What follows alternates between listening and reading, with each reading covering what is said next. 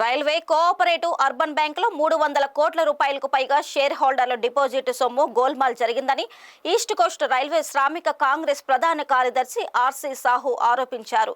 విశాఖలో నిర్వహించిన మీడియా సమావేశంలో ఆయన మాట్లాడుతూ 24, 25 తేదీలలో రైల్వే అర్బన్ కోఆపరేటివ్ బ్యాంకుకు జరుగుతున్న ఎన్నికల్లో ఈస్ట్ కోస్ట్ రైల్వే శ్రామిక కాంగ్రెస్ బలపరిచిన అభ్యర్థులను గెలిపించాలని ఉద్యోగులు కార్మికులకు విజ్ఞప్తి చేశారు.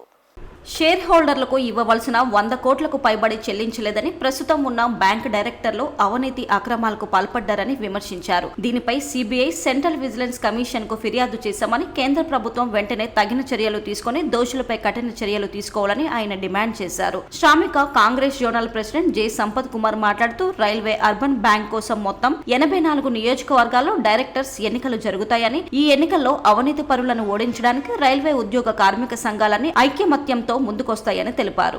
ముఖ్యంగా ఈ సమావేశానికి ఏర్పాటు చేయడానికి ముఖ్య కారణం అర్బన్ బ్యాంకులో జరుగుతున్న అవకతవకలను వెలికి తీసే క్రమంలో ఈ రోజున ఈ పత్రికా సమావేశాన్ని ఏర్పాటు చేయడం జరిగింది. ముఖ్యంగా ఈ నెల 24, 25వ తారీఖున అర్బన్ బ్యాంకులో ఎలక్షన్స్ కి నోటిఫికేషన్ ఇవ్వడం జరిగింది. దానికి ఈ వాల్టేర్ డివిజన్లో 84 కాన్స్టిట్యున్సీలు ఉన్నాయి.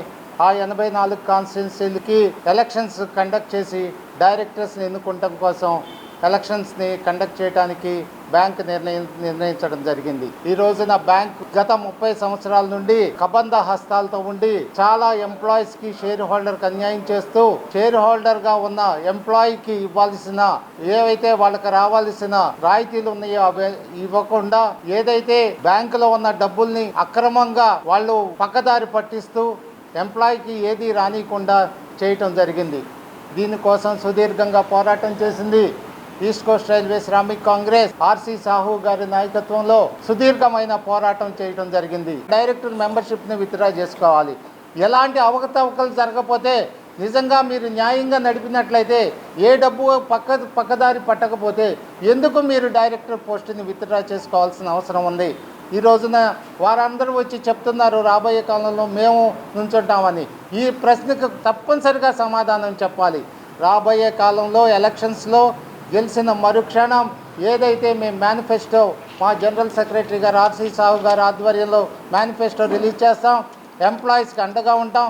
ఎంప్లాయీస్కి యొక్క డబ్బుని ఏదైతే బ్యాంకులో ఉంచుకున్నారో దానికి మేమందరం పక్కదారి పట్టించకుండా ఈ బ్యాంకులోనే ఎక్కువ మన దేశంలోనే అత్యుత్తమైన బ్యాంక్గా తీర్చిదిద్దుతామని చెప్తూ, ओडिशा वाला को नहीं मिला, ओडिशा वाला कटक में हाईकोर्ट में केस नहीं कर पाएगा, आपको कलकत्ता जाना पड़ेगा। तो जो गरीब आदमी है, जो ट्रांसपोर्ट एम्प्लॉय है, वो पैसा तो मिला नहीं है कि कौन सा रास्ता में जाके कलकत्ता में वकील को पकड़ के केस कर सकेगा। तो ये हमारा डिमांड है। जैसा हम लोग का जोन डिवाइड हो गया, हमारा बैंक भी डिवाइड होना चाहिए।